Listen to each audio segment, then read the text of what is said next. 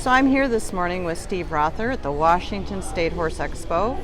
And Steve, we want to talk on the subject of horse safety. And if you have something you can share with us on horse safety and just give a couple minute talk on that, that would be great. Absolutely.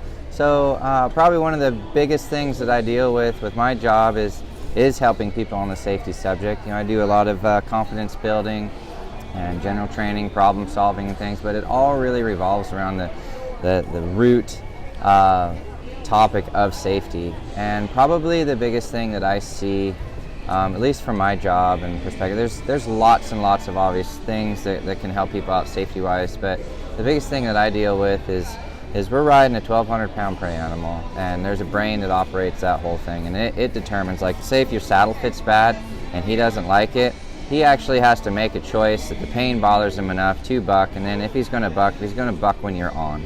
Okay, so maybe a safety tip would be you need a nice fitting saddle, but whether you own one or not, because a lot of you guys maybe don't, your horse makes that choice to get rid of you. Okay, so there's a brain that operates that. He makes a choice to spook. Okay, maybe if there's a banner, like you say, you know, or a mailbox, so you're riding down the road, and some of you be like, well, he sees it every day, and in that one day, he spooks. That's the brain saying to the feet, I need to move. You know, maybe it's deeper than that, maybe the instinct is driving it, but my safety tip is this, is you've got to try harder, you've got to work more, you've got to be more diligent about getting to your horse's minds and getting them to focus on you, focus on their jobs, and be prepared with things. Because one of the biggest things that I see, and you'll see them on Facebook and things like that, is that somebody will post and they'll be like, all of a sudden, or out of the blue, this horse just did this, he's such a good horse, this isn't typical of him, this isn't his normal thing. And they'll say it was unpredictable. And what I try to tell those people is these horses are actually very predictable. But what's going on is they're not taking the time ahead of time to find out what type of animal they're riding. Because the horses by nature, they're fairly gentle, especially if you have them in a barn or something, or in a paddock in your backyard. They're gentle. You can go up, you can catch them, you can brush them, you can feed them, you can saddle them. They're kind of that way. But there's still instinct inside of those animals. Their brains are looking to survive. They're looking for pecking order. They have needs of being with the herd or being in a safe place. And you know, say you go out on the trail ride, he wants to come back home because that barn is quiet, it's safe, his buddies are there and things. So if you're not diligently working on these things with your horses, all of a sudden things can happen. So, you know, in addition to that is you want to make sure you take the time, get a good program, get your horses warmed up. And when I say warmed up, lunging, say on its own, is horribly inadequate. Okay, it's a great start, but it's horribly inadequate for a true warm-up. When I say a warm-up with a horse, I want you to ask yourself the next time before you go on a trail ride or anything with your horse, what questions have you asked your horse today, and what type of answers did he give you?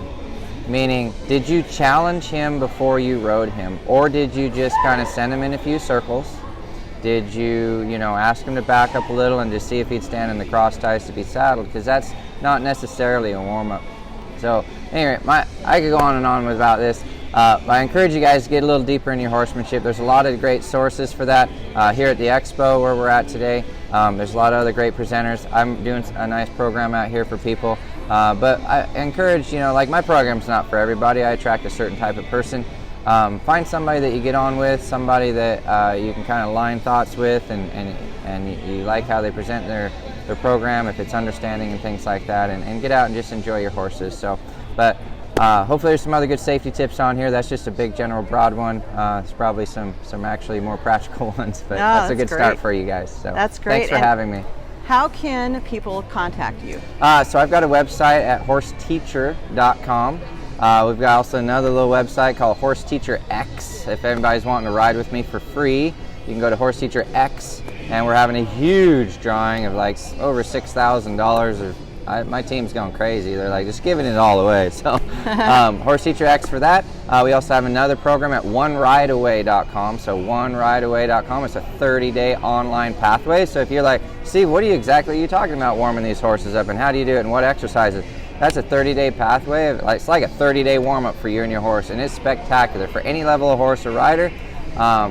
It's a great program. Everybody's been through that so far. They've really loved it. It's a new thing I came up with last year, But I've got lots of stuff available for people. You can hook me up on Facebook, Steve Rother, Rother, horsemanship, and I give away free tips and a whole bunch of stuff on there to keep you guys motivated and moving forward with your horses. Perfect. Thank you so much, Steve. You bet. Thanks for having me.